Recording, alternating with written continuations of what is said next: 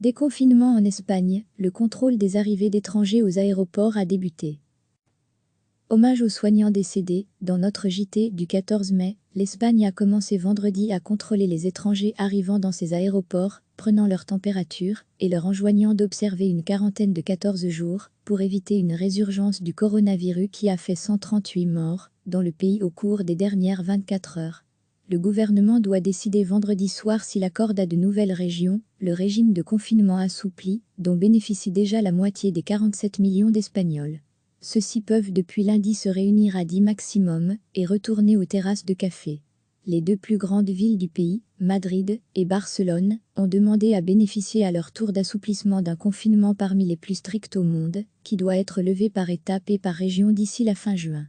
Ce sont aussi les villes les plus touchées par la pandémie, qui a déjà fait 27 459 morts en Espagne, dont 138 au cours des dernières 24 heures, selon le ministère de la Santé. Le nombre de cas confirmés dépasse les 230 000. Quelque 64% des nouveaux décès ont été enregistrés dans la région de Madrid et en Catalogne, qui comprend Barcelone. Le risque de résurgence existe, et à certains endroits il est très élevé, a averti le directeur du centre d'urgence sanitaire, Fernando Simón.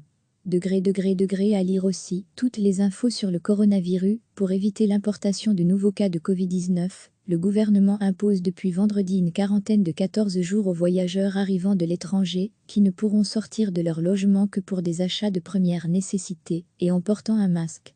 Le ministre de l'Intérieur Fernando Grande Marlaska a expliqué à la radio qu'on leur demande où ils vont se loger, chez eux ou à l'hôtel, et un numéro de téléphone pour pouvoir les localiser. Son ministère a prolongé vendredi, jusqu'au 15 juin, l'interdiction d'entrer sur le territoire espagnol de tout étranger qui ne réside pas habituellement en Espagne, à l'exception des travailleurs frontaliers, du personnel de santé, des diplomates et des transporteurs.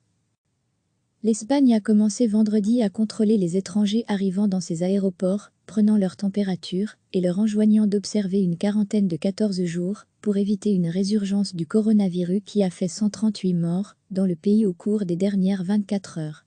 Le gouvernement doit décider vendredi soir s'il accorde à de nouvelles régions le régime de confinement assoupli dont bénéficie déjà la moitié des 47 millions d'Espagnols. Hommage aux soignants décédés, dans notre JT du 14 mai. Ceux-ci peuvent depuis lundi se réunir à 10 maximum et retourner aux terrasses de café. Les deux plus grandes villes du pays, Madrid et Barcelone, ont demandé à bénéficier à leur tour d'assouplissement d'un confinement parmi les plus stricts au monde, qui doit être levé par étapes et par région d'ici la fin juin. Ce sont aussi les villes les plus touchées par la pandémie, qui a déjà fait 27 459 morts en Espagne, dont 138 au cours des dernières 24 heures, selon le ministère de la Santé. Le nombre de cas confirmés dépasse les 230 000. Quelque 64% des nouveaux décès ont été enregistrés dans la région de Madrid et en Catalogne, qui comprend Barcelone. Le risque de résurgence existe, et à certains endroits il est très élevé, a averti le directeur du centre d'urgence sanitaire, Fernando Simón.